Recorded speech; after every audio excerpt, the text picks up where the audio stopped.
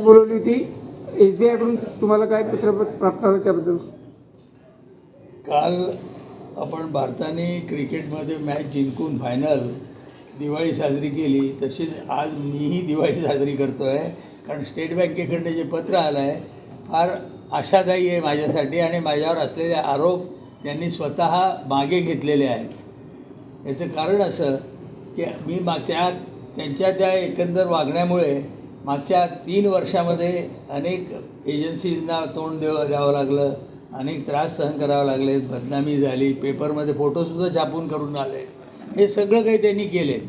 पण आम्हीसुद्धा अगदी एका दिलानं संपूर्ण कुटुंब की आपल्याला फाईट आऊट करायचं आहे, आपल्यावर झालेला सगळा अन्याय खोटं आहे आणि म्हणून आम्ही एकत्र राहून आणि भांडत आलो. त्याचा अभ्यासही केला, त्यांच्या त्या कायद्याचा अभ्यास केला आणि त्याच्यामुळे आज जे पत्र मला मिळालेलं आहे त्याच्यामध्ये त्यांनी स्पष्ट म्हटलेलं आहे की सुप्रीम कोर्टाच्या आदेशाप्रमाणे जे हे असेल, तुमचं म्हणणं काय आहे हे ऐकून घेतल्याशिवाय तुम्हाला नॅचरल जस्टिसला बाजूला ठेवता येणार नाही. दुसरं, त्यांच्या विरोधात जे काही तुम्ही वापरता आहात त्याची कॉपी त्यांना दिली पाहिजे. माझ्या केसमध्ये त्यांनी दोघे दिलेले नाही, दोघे गोष्टी पाळलेल्या नाही.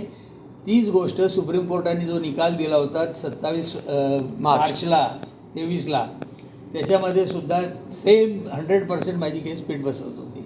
म्हणून मी कोर्टात गेलो स्क्वॅशिंगसाठी की ही माझी गोष्ट, माझ्यावर झालेला अन्यायसुद्धा स्क्वॅश झाला पाहिजे.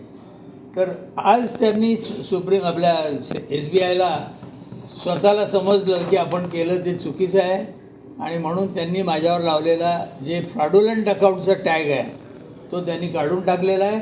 माझे अकाउंट कोणतेही फ्रॉडुलंट नाही, मी फ्रॉड केलेलं नाही हे त्यांनी मान्य केलेलं आहे. SBIने स्वतःहून मान्य केलेलं आहे आणि हीच माझ्यासाठी आनंदाची बाब होती.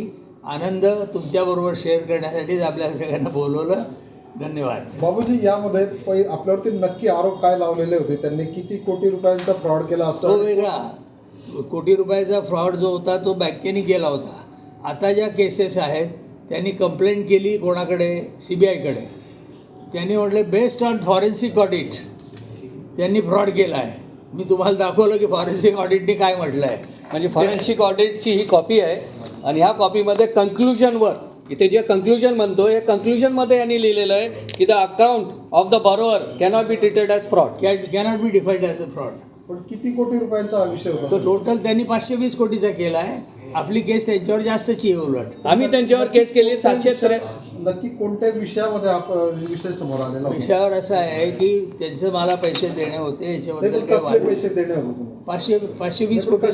दॅट इज अ बँकिंग व्यवहार आहे. लोन घेतलं, बँकिंग लोन घेतलेलं आहे बँकेकडून आणि आपण पण त्यांच्यावर केस केलेली आहे 763 करोड माझे रुपये. उलट त्यांच्याकडे व्यवहारात घेणे निघतात. याचं कारण काय असं, माझे आलेले पैसे बँकेत माझ्या त्या अकाउंटमध्ये जमा व्हायचे, ते डेबिट करायचे आणि घेऊन टाकायचे.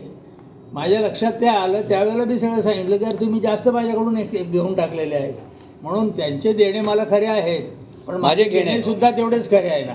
माझे मला द्या, तुमचे तुम्ही घ्या. हे आजची जी पत्रकार परिषद आहे ते विशेष म्हणजे removal of existing fraud classification.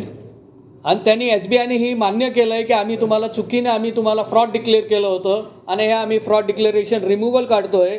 ह्या पत्रामध्ये तसाच उल्लेख आहे आणि 18/2/2025 इथे या तारखेला त्यांनी RBIच्या पोर्टलवरून सुद्धा RBIला पत्र लिहून त्यांनी हे काढण्यात आलेलं आहे की Rajmal Lakhichand group is no more a fraudulent group आणि त्यांनी ते मान्य केलेलं आहे. And this will help me in the court नाव ते स्क्वॅश करण्यासाठी.